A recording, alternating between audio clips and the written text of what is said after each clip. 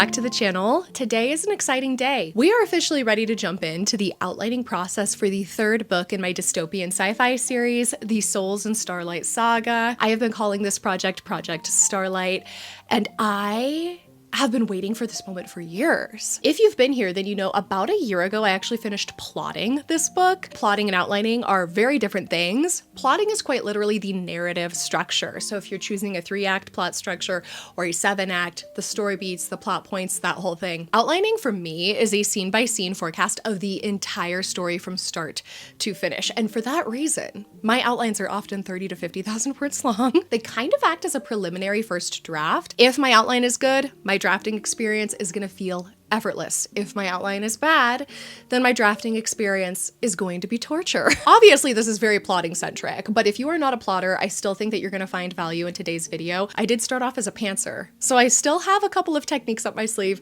that I know will work for those of you who prefer to just pants your books. Also, I apologize for the fluctuating lighting. We've got some cloud coverage going on. It's fine. It's a beautiful day. But for now, I want to talk about a couple of things that I need to do before I dive into the outlining process. One of the things that I really need to have in place, for example, before I'm ready to start outlining, is deciding what the point of the story is. You would be flabbergasted by how many books I read as a book editor that have absolutely no point. And if it's a sequel, if it is the second, third, fourth, fifth book in a series, it should be contributing to the conversation that the books before it have already started. So as I'm preparing to outline Project Starlight, I've been thinking a lot about what it's going to be bringing to the table and how it's going to carry on the conversation that When Stars Burn Out and A Dark Sky Opens already began. I should probably stop and introduce myself because I literally always forget to do this. If you're new here, welcome. I'm Anna. I'm a full-time book editor and indie author.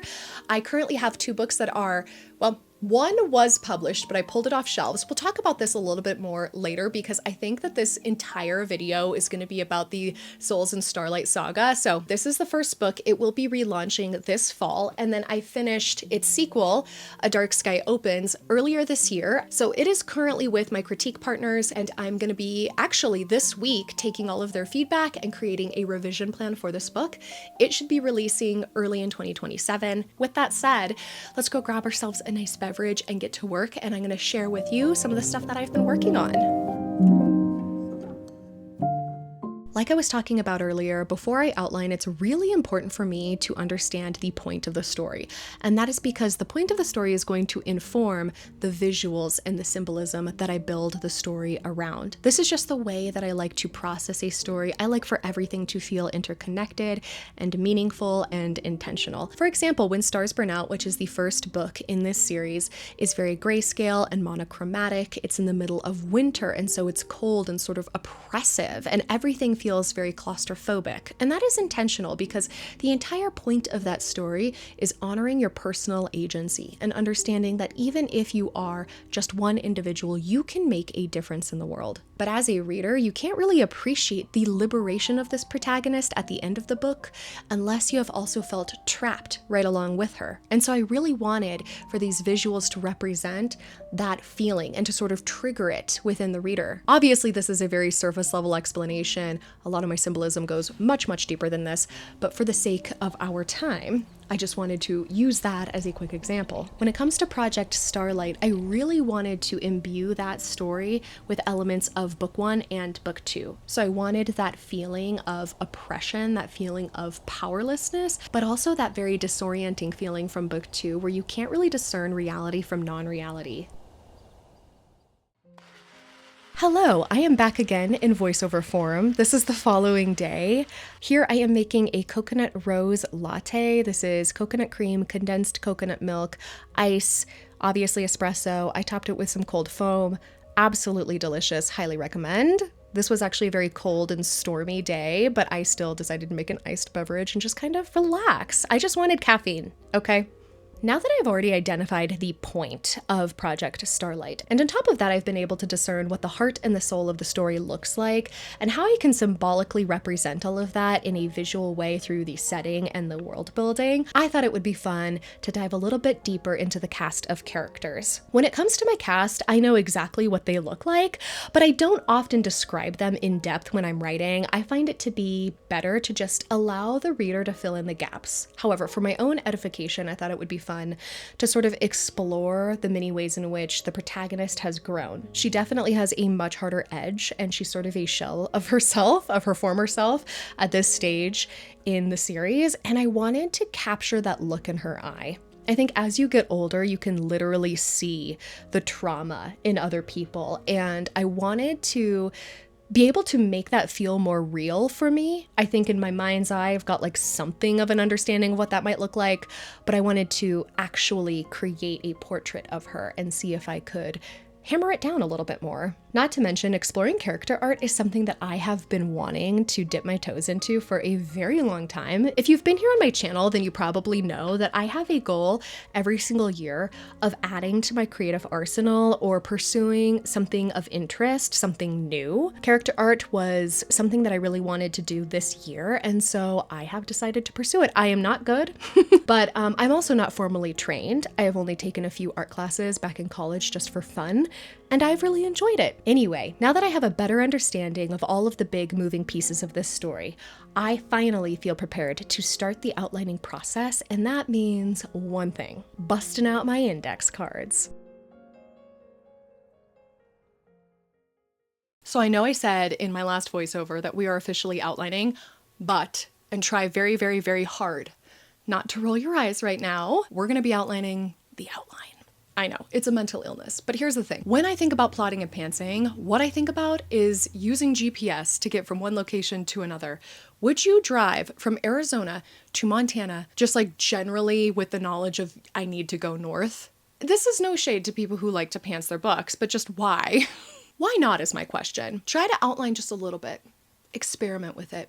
Doesn't mean that you have to follow the outline. It just means that you know where you're going and you've given yourself some scaffolding to support the story along the way. I will always, always depart from that outline in some way. There's always a departure. And that's because in the moment, things are different, and that is okay. To be a plotter does not mean that you rigidly follow your plot. It just means you go in with an idea of where you're going. Not to mention, the more you learn about plot structure, the more you learn about outlining, the more you learn about story, and the more you're going to develop a storyteller intuition that will inform the moments in which you decide to make an educated departure from that outline. I can always spot a new writer by their willingness to just be pulled along by whims, like they're just feeling a certain vibe in the moment and they just let that happen, versus scaling out, being objective and thinking, is this actually what is meant to happen? How does this correspond with the plot structure? What does this mean? Is there a point to this? Let's talk about my outline. All you need, I've talked about this process before. I'm going to talk about it again because it is my tried and true. It never fails me. It is easy also and cheap. When I say I'm outlining the outline, this is me hybridizing what I have in mind for the outline with the plot that I've already structured. So I told you I already structured this plot about a year ago. I'm going to be leaning on that along with everything over the last few days that I've discovered about how I want to approach this outline and start creating the scaffolding for the outline. What this means is that instead of just outlining the scenes, I'm going to go into that with a macro understanding of the story, because you don't want to just start planning out scenes and then not have them correspond to the plot and story beats. That's why I'm qualifying this as outlining the outline, because we're just kind of pinning all of the plot points and story beats in place, and then I'm free to outline in between those plot points. We'll talk about it in a second, okay? So first and foremost, I am going to put on the screen my favorite beat sheet for this process. It is the Save the Cat plot structure and beat sheet visual that I absolutely love, because you can see where the plot points are and then where the scenes are. But you can also see how many scenes vaguely should exist between each plot point. Now, obviously, this is just a guideline. It's just a jumping off point. There's so much flexibility here, and this is where you can kind of really lean into your pantsing nature if you so desire. For example, look at the largest chunk of the narrative that is comprised of the most scenes, the fun and games story beat. That has absolutely no description. You can do whatever you want to do with those scenes, provided they are contributing to the fun and games part of the story. That is when your scene cards are going to come in. So what I like to do is I use a different color per act, and then I will use as many scene cards as is recommended by this particular visual. So for the fun and games portion, 12 index cards, each representing a scene. I do like to stick to an index card because it forces you to truncate the material that you're going to be forecasting. There is no point in going into detail yet because that is going to be the actual outline, which I'm going to be typing up. I should put this down. Index cards are just to get you started and to just kind of like put it on your radar as to where you want to go, why, and how it's all going to fit together. It's just going to make sure that you're not wasting your time when you actually sit down and start to process the details of each scene. So let's dive in to scene structure. This scares people. It absolutely shouldn't. Scene structure is basically exactly like plot structure, but it doesn't give you any resolution, and there's a reason for that. The purpose is to keep the reader reading, so you're not going to give them all of the answers. You're never going to give them a full sense of completion if you can manage it. Every time you give the reader an answer, you're also giving them 2 new questions. You're going to keep pulling them through the story, and that is where the action and reaction structure comes from. This is also known as scene and sequence. If you ever feel stuck, if you ever feel like, okay, I've written the scene and I have no idea where to go now, it may be because you've provided too much resolution. Keep everything balanced. You can't really do that if you're overwhelming the reader with too much action or boring them with too much reaction. I will do my best to kind of do like an action and a reaction with the thought in mind that eventually I'm going to be plugging all of this into a Microsoft Word document and actually really outlining the book in detail in 30 to 50,000 words. With that being said, I have my whole stack ready. I'm going to start working on the opening image. There's no way that I'm actually going to outline this entire book in one video. So let's just set that expectation now. But I do like to look at the opening image and the closing image at the same time. So I'll pull out both of those scene cards and I like to have them coordinate in one way or another. Either they mirror each other or they contrast each other. But those are 2 very important visuals to keep in mind. I also like for the first line of dialogue for each character to be imbued with a lot of meaning. I like for that line to either reflect their character arc or who they are as a person, like in a really personal way, in a way that sort of like reveals their hand before the reader is even aware of that. I just like for it to be more than just a line of dialogue. So sometimes I'll make a note of that in these scene cards as well. Every time there's a new character introduction, I'll just drop a line that I think would be meaningful. Almost everything that I do has a purpose. And as crazy and neurotic as that is, I love that about my work, and I love to pick up on those details in other people's work as well. So obviously, I'm going to do my best to emulate that. So we're going to get started on these. I'm going to touch base with you after, and then I do have updates for you on this series as a whole, and I want to spend some time talking about that, but I have limited amounts of time today. I actually have a lot of editing that I need to do. So, all right, I will catch you on the other side of this B-roll.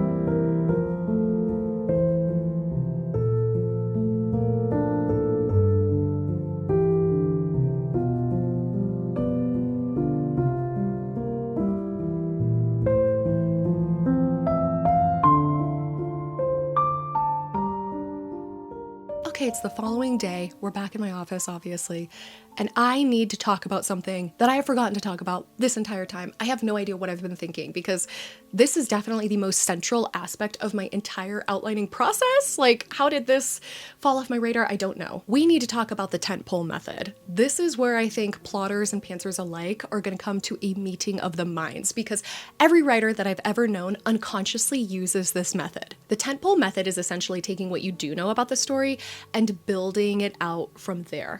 So when we get a new story idea, I would say it's almost never like a fully fleshed out plot. Nor is it a clear understanding of the protagonist. I think sometimes maybe it is, but not always, not typically. In most cases, for me and for a lot of the writers that I know, a new story idea presents itself as like events, flashes of certain scenes, certain settings, character interactions, that kind of a thing. And somehow you just know that these are the things that are actually going to happen in the book. And they are also the scenes that you're looking forward to writing the most. In that way, they are like tent poles to a tent in that they uphold the entire story. So you can kind of take these tent poles and structure the tent around them. Does that make sense? Do you follow me? So as a quick recap for my outlining process, what I like to do is start off with big picture questions. What is the story about? What is the message to the reader? What am I asking readers to think more critically about? How does this installment contribute to the conversation of the series as a whole? This is always a huge question that I have to ask myself because I have yet to write a standalone. Then I like to think about the setting, the imagery, the mood, the overall energy of the story, and how I can create some symbolism that is going to represent those aspects of the book. After that is when I do the tentpole method.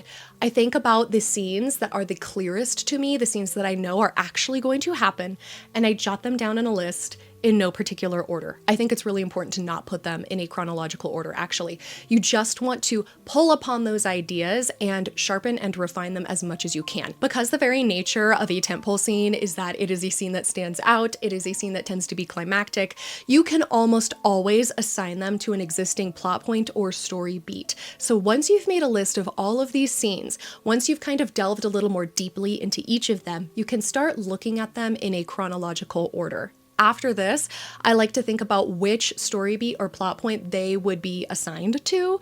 And let me tell you, this is a lot easier than you think. So all of the writing that you saw me do yesterday was actually done in this journal, and it was all exploration of these tentpole scenes. And this also has lined up very well with the plot structure that I worked on about a year ago for this book. So that was convenient. I have thus been able to figure out what the inciting incident is, what the midpoint is, what the climax is, and I think that I found one of two pinch points. As a quick reminder, if you are writing down a tentpole scene and it tends to be about the antagonist more so than the protagonist, that is most likely going to be a pinch point. The pinch points are about the antagonist closing in on the protagonist. All of the other plot points are about the protagonist. So not only was yesterday really informative, but it got me so excited to start the outlining process, which is the next thing that I want to talk about. I feel like a lot of this video has inadvertently been me, a plotter, trying to convert you, a pantser, into the ways of plotting, but that's because it's so much more fun than I think people give it credit for. When I am outlining, that is the most fun that I'm having. It is fun to write, but writing is challenging. Writing is frustrating. It's also unreliable. I have some good days, I have some bad days. Sometimes the writing comes easily, sometimes it doesn't. But outlining is always easy. Outlining is always fun, and it feels like writing because you're exploring the story creatively, but it's without the work of actually writing anything. So again, I have to recommend that you give it a try. I think that you'll like it a lot more than you're expecting to, and it gets you invigorated to actually write the story because I don't always delve into dialogue. I don't always delve into description, and those are the things that I like to write the most. I'm a very poetic, flowery, prosy writer, so that side of writing is what gets me excited to write, and I obviously am not including that in my outline. And then when I'm actually writing the book, I get to enjoy the other side of things, which is the pretty prose and the snappy character dialogue and all of that. Like I said earlier, you absolutely are going to depart from your outline, and those moments are going to be exciting and shocking sometimes. But the best part is you're not going in blind, and you're going to keep a story that is structured even when you do make those departures because you've taken the time to create a basic outline. And the outlining process, as you're sitting down and looking at how this story is unfolding, that is a lot like the headlights method, just in a different format. With all of that being said, I did get to my index cards and I started to actually look at the opening image, the closing image, the plot points, the pinch points. I took a lot of the tentpole method scenes that I looked at yesterday, assigned them to certain places in the plot, and now I already feel like I have such a better, stronger foundation under my feet to build this story on. Now I have so much to look forward to when it comes to drafting because I have all of these different scenes in mind that I'm excited to write, that I know exist, and that I know serve a purpose in the story. I'm also a linear writer, which I think contributes a lot to, okay, I know that these scenes are coming up and I'm excited to get there, and that is what's going to pull me through the drafting process versus going through writing all of the scenes that I'm excited about and then just forgetting about the other scenes that I don't really feel enthusiastic about. So it always depends on you, your process, Every writer kind of goes about drafting in a different way. This is mine. I hope that you have liked it. One last thing that I want to mention is if you are embarking upon an outline, now is the time to decide some of the more technical elements that are going to contribute to the way that the narrative unfolds. So, for example, the purpose of Project Starlight is to reflect that the protagonist has put on some blinders. She's not receptive to other people's feedback. She's not receptive even to their criticism. She's just very much in a tunnel vision stage in her character arc. So she's doing whatever she thinks is right and disregarding absolutely everything else. Like I said before, when Stars Burn Out has kind of this oppressive feel, and then she breaks out of that. She discovers autonomy and personal agency, and kind of like a toddler, she goes to the other side of that spectrum where she's abusing that personal autonomy and that power because she is a powerful character. The second book, A Dark Sky Opens, definitely reflects this trajectory where she is parting ways from accepting feedback from others and being kind of a team player, and she's just going off on her own, and she's making some very dubious, questionable decisions. Book 1 is a single POV. Book 2 is a multi-POV, but I'm thinking about making Project Starlight Book 3 single POV again, because what that does is it reflects those blinders that she's wearing, and it's not going to give the reader any external input on what her behavior actually looks like objectively. It's just going to be locking them into her narration, which will be flawed, her interpretation of things, which will be subjective. Knowing that up front is critical because it's going to inform the way that you plot the book, the way that you structure the book, the way that you outline the book. We're not going to have so many subplots, other character interpretations or perspectives, other character storylines in general. It's just gonna be her. I'm interested to see how it goes. Book 2 is very long, and I don't know if book 3 is gonna be longer or shorter. Probably shorter, because it's just gonna be her POV. But regardless, I think it's really important to kind of like pin that down early on before you even get started. Not to mention, a single POV narrative is always easier to plot than a multi-POV because you don't have to balance their own individual plot points, discoveries, all of that. That's a conversation for another day. But yeah, I am feeling very good, very confident in everything that I have put together over the last few days. And yeah, I'm excited. Let's conclude this by talking a little bit more about what I have planned for this series. So, as you know, this is book 1. This is book 1. I am working on a new cover design for this with my designer. Literally as we speak, I am so excited about it. I am so excited about it. I cannot wait to show you. If you're a patron, you're going to get to see it before everybody else, but it is perfect. And I've also decided to make some creative changes to this book. When I wrote this book, it was years and years and years ago when YA was everything. The industry revolved around YA. And so I had to convert this book into an upper YA book. This meant including some slightly juvenile scenes that weren't in the original draft of this book and toning down some of the more mature elements of the story. I have decided that now that I am in control, like I'm a self-published author, I should be able to do whatever I want, okay? I am going to polish some of these scenes in a way that kind of pays homage to the original iteration of the draft. One of my biggest concerns with When Stars Burn Out and A Dark Sky Opens is that A Dark Sky Opens, pick up the book, Anna. A Dark Sky Opens really leans back into the original energy of the story, which was very much adult. Like I said, years and years and years ago, When Stars Burn Out got into pitch wars, and I was heavily encouraged to make it more YA because then it would be more appealing to agents. And so I ended up labeling this as upper YA. It still was very questionably YA because of the violence and the swearing in this book, but I did my best. Now that adult is dominating the publishing market and the industry seems to revolve around that kind of energy, it just feels right that I would remove some of the scenes that I sort of reluctantly included years ago and which have never really felt right for this book. Some of this does pertain to the romance in this book as well. I'm just going to be honest with you. I was encouraged to lean a little heavily on that, and I think some of the feedback that I've received over the years has picked up on how it felt a little bit out of place. There's definitely a romance, more than one, in this series, but they're all incredibly slow burn because this is a post-apocalyptic environment, okay? Like, truly the last thing on your radar, the lowest priority for you is kissing somebody right now. But with that being said, I just ultimately want to return to the original iteration of the book, not only paying homage to it, but genuinely taking some of the scenes that I cut out of the original draft and putting them back in. People are going to think I'm crazy for doing this, but why would I not? Okay, and then I promise after this is like the last time I'm touching this book. But the way that the story unfolds, the story itself is obviously set in stone. I am the kind of person, the kind of writer who tends to look at writing almost like I am a psychic channeling the story from another world. It doesn't feel like I am the one who is responsible for creating this out of nothing. So the way that this story goes is the way that it goes. It's the way that I've always seen it going, and that's not going to change. This is going to be more of a tonal adjustment of the book, and I'm going to be giving it back its teeth that I took away years ago. Anyway, I'm going to be making some small adjustments to the first book, obviously revising the second book. I will keep you all posted on those things, but that is why I pulled When Stars Burn Out off of shelves. It will be releasing this fall with a brand new cover, interior formatting, and a new energy, a new zest, if you will. I'm going to end this video here, but thank you all for being here. I'm sorry for kind of dropping off the grid for a while. I ended up getting sick and losing my voice. That is a thing that happens to me way too often. And let me know if you like the idea of vlogs being a little more episodic. Because I'm working on so many different projects, I thought it would be fun to actually start labeling. Oh, sorry. I have a write-in in a few minutes, so I need to hurry up. That's what the point of this alarm was.